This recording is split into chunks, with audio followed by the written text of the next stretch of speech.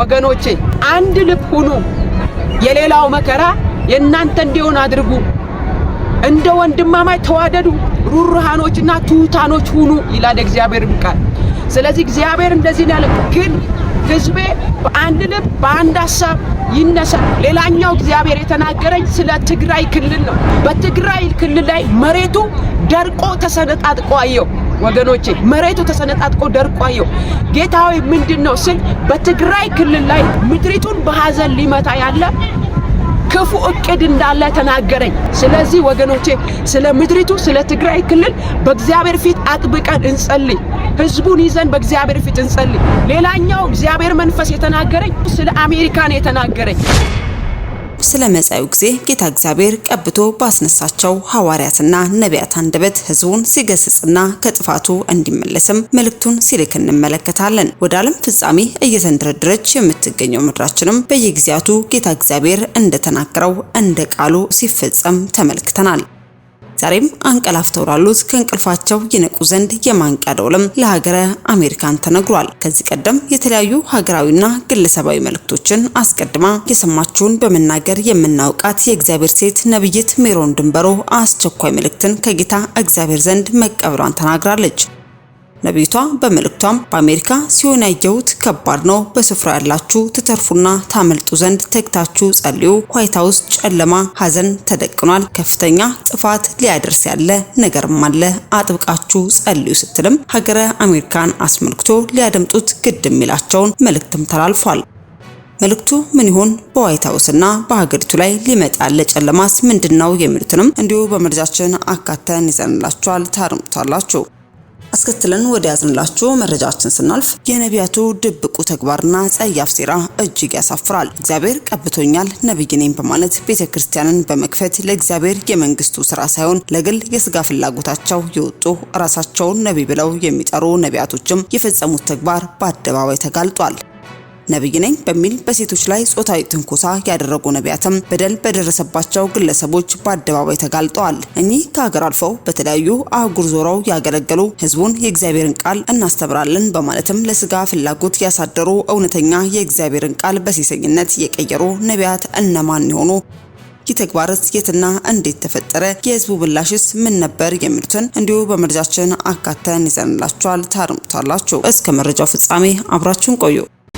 በ2017 ዓመተ ምህረት የሪል ስቴት አዋርድ ተሸላሚ የሆነው ድርጅታችን የዘመናት ህልሞን እውን ለማድረግ ከውጪም ከሀገር ውስጥም ያላችሁ ቤት ፈላጊዎች ባሉበት ሆነው የቤት ባለቤት የሚሆኑበትን አዲስ አሰራር ከአዲስ ዲዛይን ጋር ይዘንሎት ቀርበናል። አዲስ ዓመትን በማስመልከት ለእርሶ በቀረበ ዋጋ በ10% ቅድመ ክፍያ ቤቶን እየኖሩበት ወይም ማከራይተውት የሚከፍሉት የ60% አከፋፈል አማራጭም አቅርበንሎታል። 24 ሰዓት በግንባታ ላይ የሚገኘው ኮምፓውንዳችን ውስጥ የቪአይፒ ቦታዎችን፣ በረንዳ ያላቸው ቤቶች፣ ክሎዝድ ኪችን፣ ኦፕን ኪችን፣ ስቶር፣ ላውንደሪ፣ የሰራተኛ መኝታ ከነ መታጠቢያው ሁሉንም ክፍሎች የጧት ፀሐይ እንዲያገኙ አድርገን አቅርበንላቸዋል። ቅድመ ክፍያውን ሲከፍሉ የእርሶን የቤት ባለቤትነት የሚያረጋግጡ ሙሉ ሰነዶችም በእጁ ያስገባሉ። ዲኤምሲ ሪል ስቴት። ለበለጠ መረጃ በ090854 3454 ላይ በመደወል ቤቶን ይሸምቱ።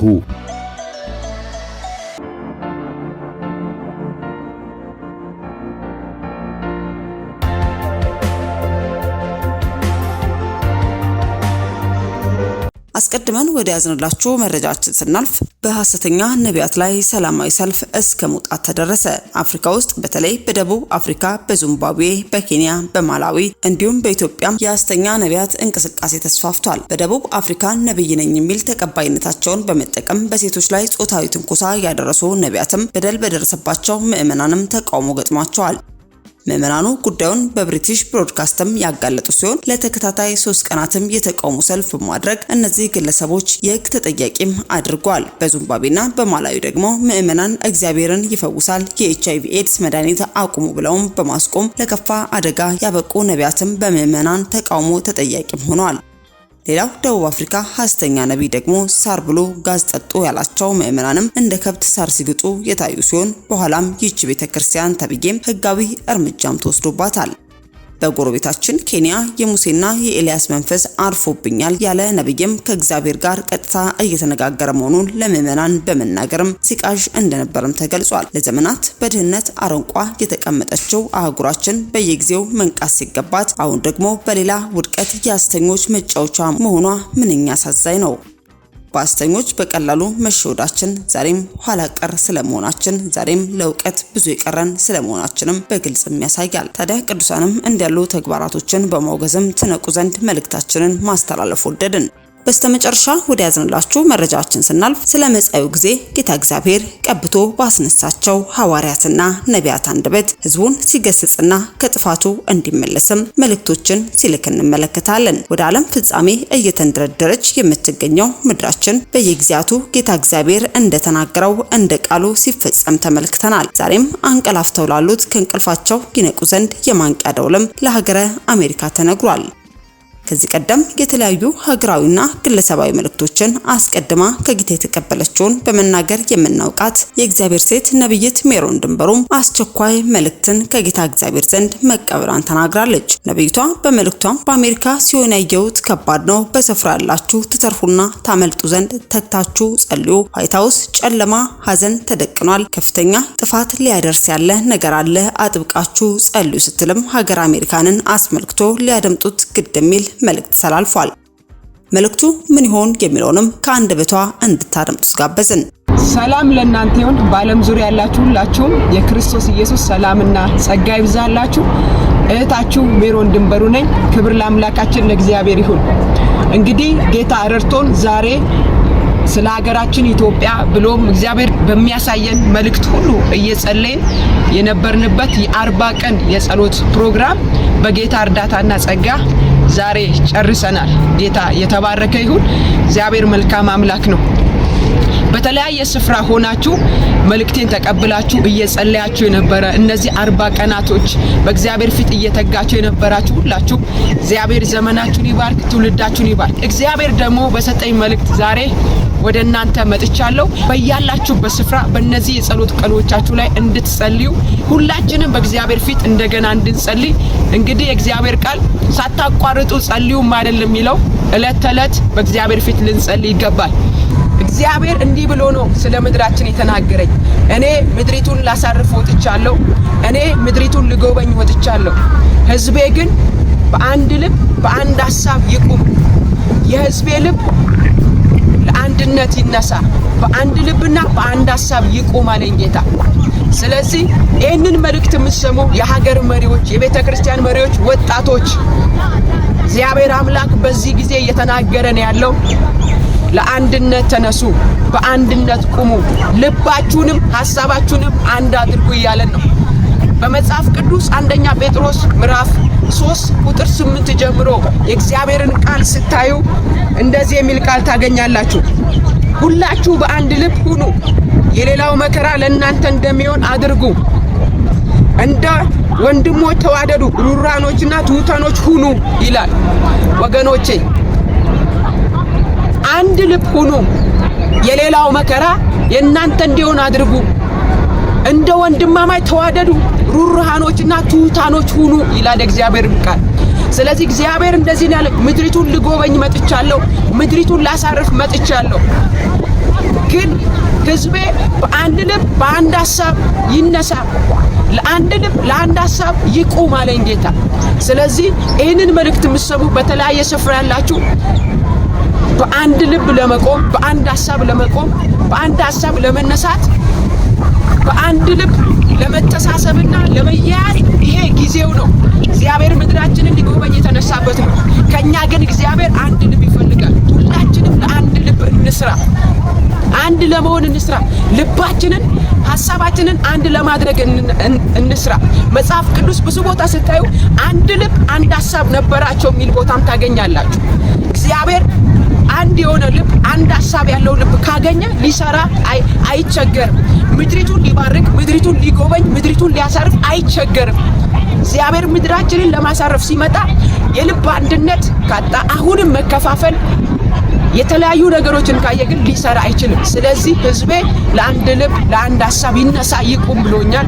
በዚህ እንጸልይ፣ ለአንድነት እንትጋ፣ እንነሳ። ሌላኛው እግዚአብሔር የተናገረኝ ስለ ትግራይ ክልል ነው።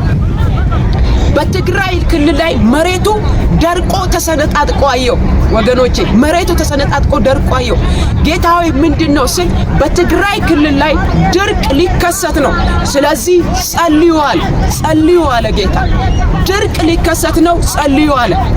ስለዚህ ወገኖቼ ስለ ምድሪቱ ስለ ትግራይ ክልል በእግዚአብሔር ፊት አጥብቀን እንጸልይ። ህዝቡን ይዘን በእግዚአብሔር ፊት እንጸልይ። እግዚአብሔር ደግሞ ጸልዩ ሲል ሊታደገን ነው። ሌላው እግዚአብሔር መንፈስ ያሳየኝ ስለ ነቀምት ነው።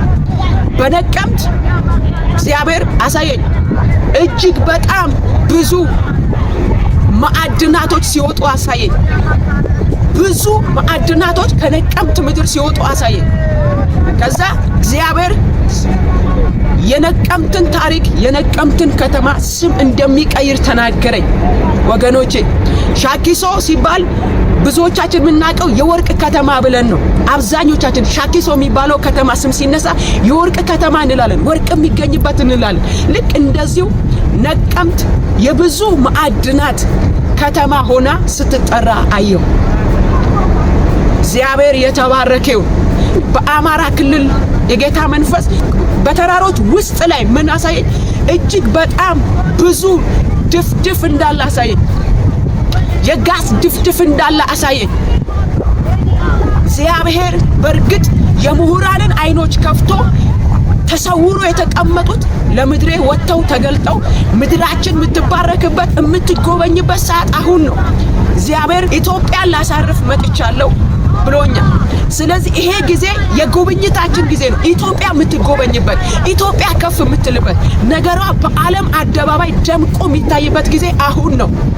ስለዚህ እነዚህ ማዕድናቶች እነዚህ ተሰውሮ ያሉ በመሬት ውስጥ ያሉ የከበሩ ሀብቶች እንዲገለጡ የምሁራን አይኖች እንዲከፈቱ ደግሞ የህዝቡ ልብ በአንድ ልብ እንዲነሳ እንጸልይ።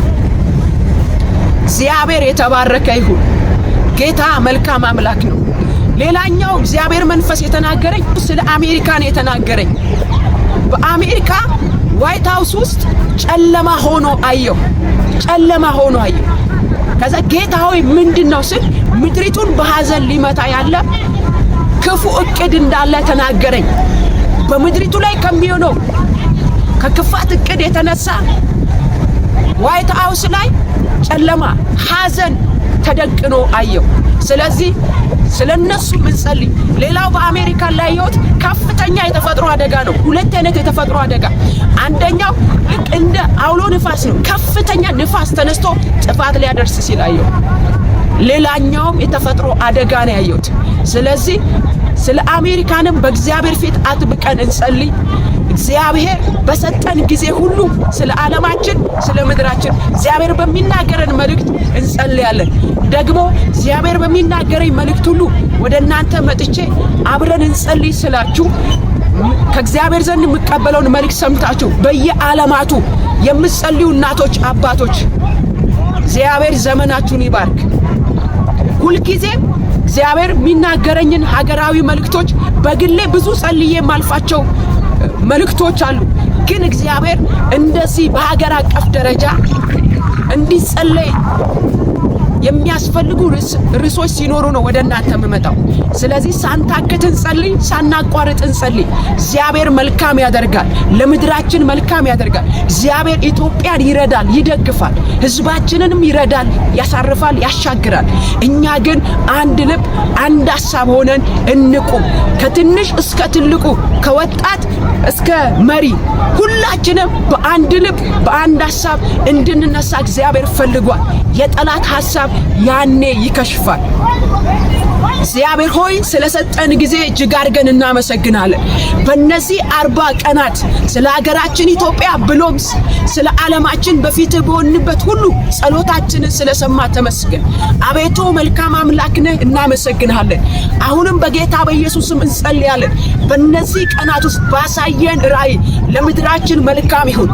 በየትኛውም በትግራይ ክልል ላይ ልከሰት ያለ ድርቅ ሁሉ እግዚአብሔር በምህረት እንድታልፈን በይቅርታ እንድትገለጥልን እንጸልያለን። ምድሪቱን ፍሬዋ እንድትሰጥ የትግራይን ሕዝብ በምህረት እንድታስብ በኢየሱስ ስም ጸልየን። አቤቱ ቸርነትና በጎነት በዛ ምድር ላይ እንዲሆን ጸልየን። ደግሞ በተለያዩ ስፍራዎች ላይ ይገለጣሉ ያልካቸው እነዚህ ማዕድናቶች የተሰወሩ የኢትዮጵያ ሀብቶች እንዲገለጡ ለምሁራን እግዚአብሔር እይታቸውን እንድታበራ እግዚአብሔር መልካምነት በመድራችን ላይ እንዲሆን ጸልየን። ስለ አሜሪካንም እጅ ጣልቃ እንዲገባ በዚህ ያሉ ሁሉ እንዲታሰቡ ምሕረትና ቸርነት በመድራቸው ላይ እንዲሆን ጸልየናል። አቤቱ እናመሰግንሃለን። ስለሰጠን ጊዜ ተባረክ። በእነዚህ 40 ቀናት በፊት የጮናቸው ጩኸቶች ሁሉ ጸሎቶችን ስለሰማ ተመስገን። አሁንም እግዚአብሔር ከፊት ባሉ ቀናቶች ድል ስለምሰጠን መከናወን ስለምሰጠን እናመሰግንሃለን። አብረውን የጸለዩ አብረውን የተጉ ሁሉ በጌታ በኢየሱስ ስም የተባረኩ ይሁኑ። ሁሉ ላንተ ክብር ይሁን በኢየሱስ ስም አሜን። እጅግ በጣም እወዳችኋለሁ። ጸጋ ከእናንተ ጋር ይሁን። እግዚአብሔር ይባርካችሁ። አዲሱ ዓመት የድል የክብር የከፍታ ይሁንላችሁ። በወጣችሁበት ሁሉ ፍሬ አፍሩ። እግዚአብሔር ዘመናችሁን ይባርክ። ለሀገሬ ኢትዮጵያ አዲሱ ዓመት የሰላም የድልና የከፍታ እንዲሆን እመኛለሁ። ጌታ የተባረከው እግዚአብሔር ይባርካችሁ።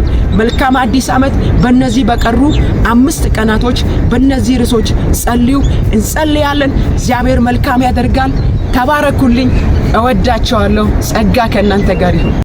በ2017 ዓመተ ምህረት የሪል ስቴት አዋርድ ተሸላሚ የሆነው ድርጅታችን የዘመናት ህልሞን እውን ለማድረግ ከውጪም ከሀገር ውስጥም ያላችሁ ቤት ፈላጊዎች ባሉበት ሆነው የቤት ባለቤት የሚሆኑበትን አዲስ አሰራር ከአዲስ ዲዛይን ጋር ይዘንሎት ቀርበናል። አዲስ ዓመትን በማስመልከት ለእርሶ በቀረበ ዋጋ በ10% ቅድመ ክፍያ ቤቶን እየኖሩበት ወይም አከራይተውት የሚከፍሉት የ60% አከፋፈል አማራጭም አቅርበንሎታል። 24 ሰዓት በግንባታ ላይ የሚገኘው ኮምፓውንዳችን ውስጥ የቪአይፒ ቦታዎችን፣ በረንዳ ያላቸው ቤቶች፣ ክሎዝድ ኪችን፣ ኦፕን ኪችን፣ ስቶር፣ ላውንደሪ፣ የሰራተኛ መኝታ ከነመታጠቢያው ሁሉንም ክፍሎች የጧት ፀሐይ እንዲያገኙ አድርገን አቅርበንላቸዋል። ቅድመ ክፍያውን ሲከፍሉ የእርሶን የቤት ባለቤትነት የሚያረጋግጡ ሙሉ ሰነዶችም በእጁ ያስገባሉ። ዲኤምሲ ሪል ስቴት። ለበለጠ መረጃ በ090854 3454 ላይ በመደወል ቤቶን ይሸምቱ። ውድ ሻሎም ቲዩብ አድማጭና ተመልካቾቻችን ለሰዓቱ ያዝንላችሁ መረጃ ያደመጣችሁትን ይመስል ነበር። በሌላ አዳዲስ መረጃዎች እስከምንገናኝ መልካም ቆይታ